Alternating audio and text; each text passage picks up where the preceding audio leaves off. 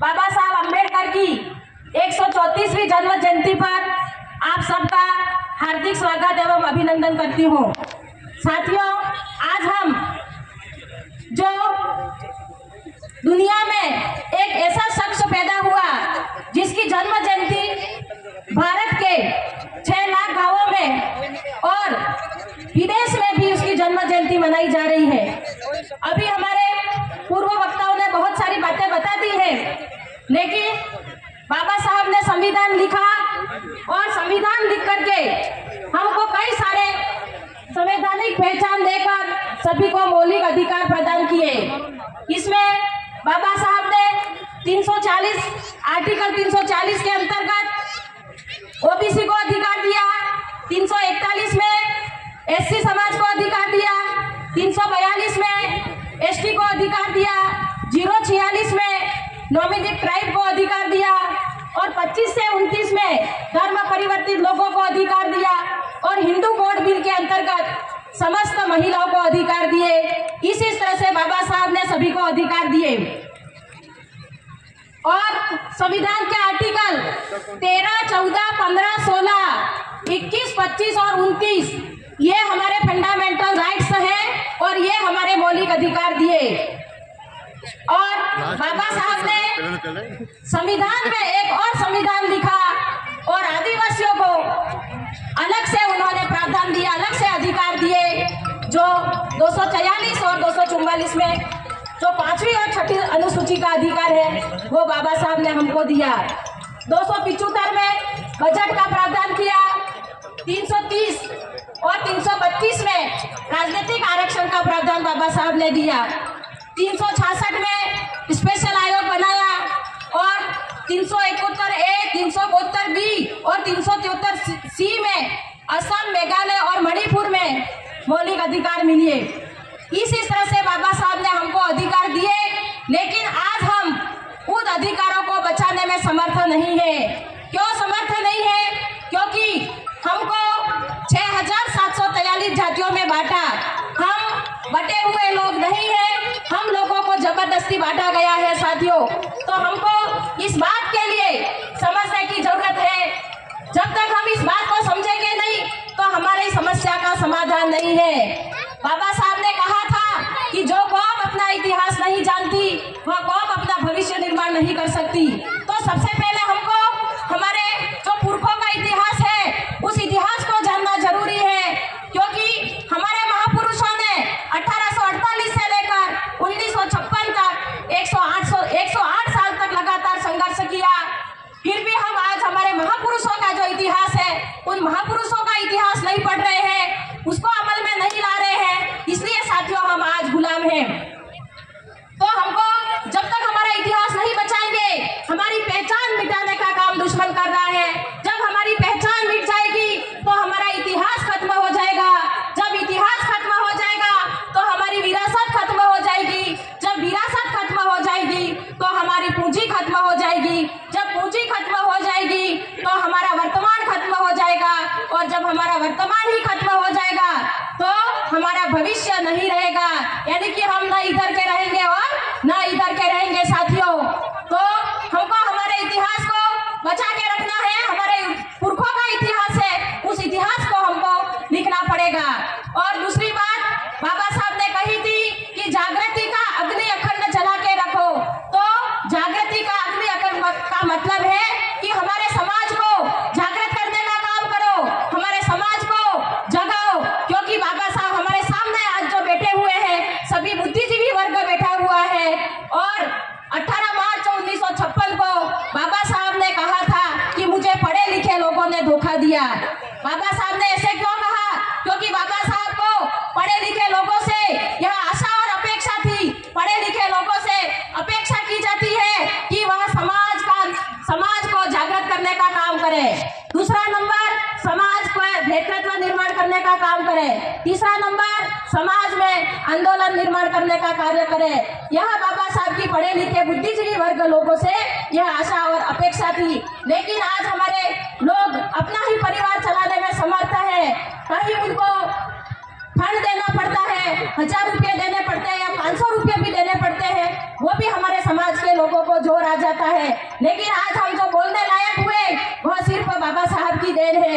यदि बाबा साहब ने हमको बोलने का अधिकार भी बाबा साहब ने दिया हमको, साथियों इस बात को समझने के लिए जरूरत है।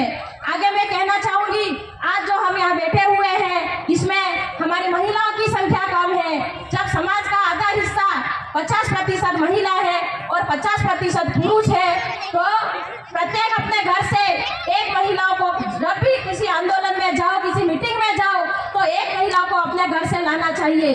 20 जुलाई 1947 को जब बाबा साहब ने शेड्यूल कास्ट फेडरेशन का राष्ट्रीय अधिवेशन लिया था, उस समय भी 50,000 पुरुष कार्यकर्ता थे और 25,000 महिला कार्यकर्ता थी। क्योंकि जब तक हम महिला को आगे नहीं बढ़ाएंगे तब तक हमारा समाज ये आजाद नहीं हो सकता है। गुलाम महिला, जब महिला आएगी मीटिंग में उस बात को सुनेगी, नहीं तो हमारी महिला घर पे बैठी रहेगी तो महिला और गुलाम बनती रहेगी।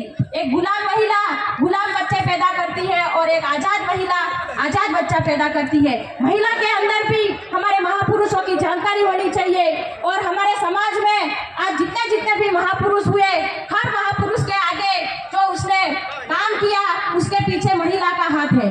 जब महिला जागृत होकर के आगे आएगी तो ही हमारा ये आंदोलन है, ये जो समाज में हम लड़ाई लड़ रहे हैं वो आगे बढ़ सकता है। साथियों, तो हमको जब भी अगली बार, दूसरी बार जब बाबा साहब अम्बेडकर की जयंती मनाएंगे तो उसमें आधी महिला होनी जरूरी है। आगे मैं कहना चाहती हूँ, जब बाबा साहब ने ये किया वो किया ऐसे हम सबने बोला, लेकिन हम कितने उस बात को अमल पर ला रहे हैं। हमको यहाँ से जाने के बाद साल में 356 दिन हमारे आते हैं। प्रतिदिन आज यहाँ पर जितने भी बैठे हुए हैं सबको संकल्प लेकर के जाना चाहिए कि हम प्रतिदिन हम समाज में कोई 10 मिनट, कोई 20 मिनट, कोई आधा घंटा, कोई घंटा पर प्रतिदिन हमको समाज के लिए देना चाहिए।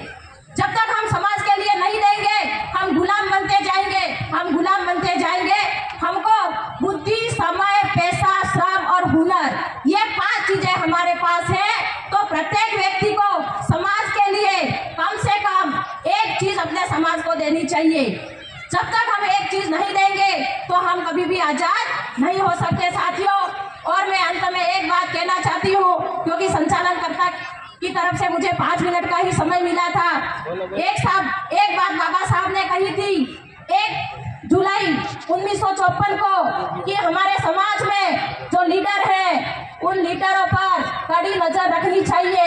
ये बात बाबा साहब ने मुंबई में कही थी और ये बात खास बात युवाओं के लिए कही थी बाबा साहब ने, क्योंकि हमारे समाज का जो लीडर होता है वह नेतृत्व करने वाला होता है, वह आंदोलन करने वाला होता है, वह समाज को जागृत करने वाला होता है।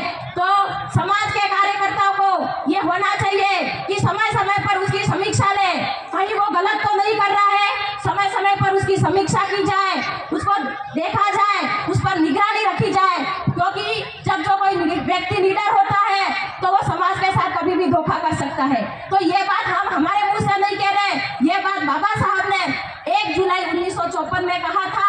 तो साथियों, हमको उस पर भी बराबर ध्यान देना चाहिए कि हमारा दोस्त कौन है, हमारा दुश्मन कौन है।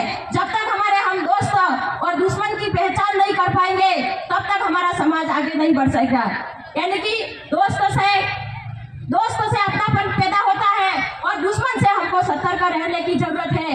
यदि हम अपने और पराये की पहचान हमारे पास हो जाएगी तो जो अपना होगा तो हमारी विचारधारा एक होगी, हमारी सोच एक होगी। जब हमारी सोच एक होगी तो हमारा संगठन एक होगा और हमारा संगठन एक होगा तो हम किसी भी समस्या का समाधान कर सकते हैं। तो आज हम ये बैठे हुए हैं, आज हम मंच के मार्फत से मैं कहना चाहती हूँ कि आज एससी का व्यक्ति भी अकेला कुछ भी नहीं कर सकता है, आदिवासी भी अकेला कुछ नहीं कर सकता है, ओबीसी भी नहीं कर सकता है, माइनॉरिटी भी अकेला कुछ भी नहीं कर सकता है। तो हम सब बहुजन समाज, जो हम पूरा एससी, एसटी, ओबीसी और माइनॉरिटी सभी मिल करके हमारे ताकत दिखाएंगे तो एक दिन हम जरूर आजाद हो जाएंगे और हमारी ताकत का दुश्मन को एहसास होगा। साथियों, अंत में एक मैं उदाहरण देकर के बैठ जाती हूँ, क्योंकि हम जो व्यवस्था का निर्माण करना चाहते हैं वह व्यवस्था समता, स्वतंत्रता, बंधुता और न्याय पर आधारित व्यवस्था का हम निर्माण करना चाहते हैं।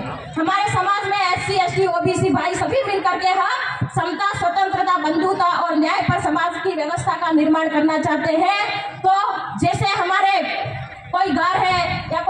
जगह है वहाँ पर गटर का पानी, गंदा पानी जा रहा है, गटर का गंदा पानी जा रहा है।